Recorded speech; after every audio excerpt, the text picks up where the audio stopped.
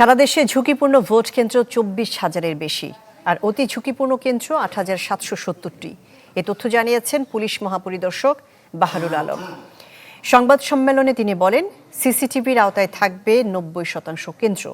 ঝুঁকিপূর্ণ কেন্দ্রগুলোতে ব্যবহার হবে বডি ক্যাম।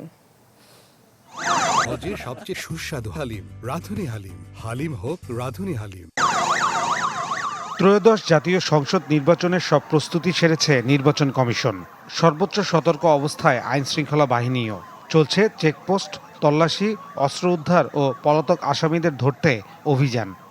কেউ কোনো বাধা প্রদান করতে পারবে না এবং আমরা যারা আইন শৃঙ্খলা রক্ষাকারী বাহিনী রয়েছি আমরা ওই দিন সর্বোচ্চ আইনগত ব্যবস্থা নিব।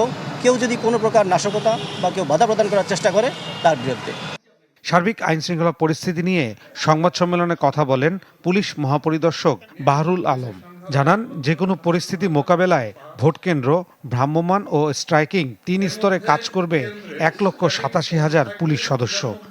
Not a single incident will happen.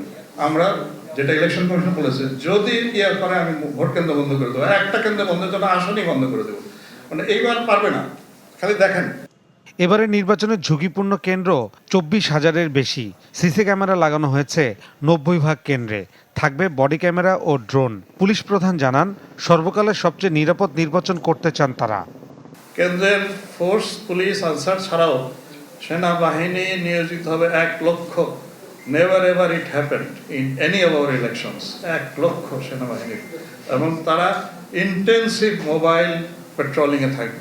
একটা ঐতিহাসিক সর্বকালের সবচেয়ে নিরাপদ ইলেকশন করতে চাই। That is the intent of the government. রাজনৈতিক প্রভাবমুক্ত থেকেই এবারের নির্বাচনে পুলিশ কাজ করবে বলে আশ্বস্ত করেছেন পুলিশ প্রধান।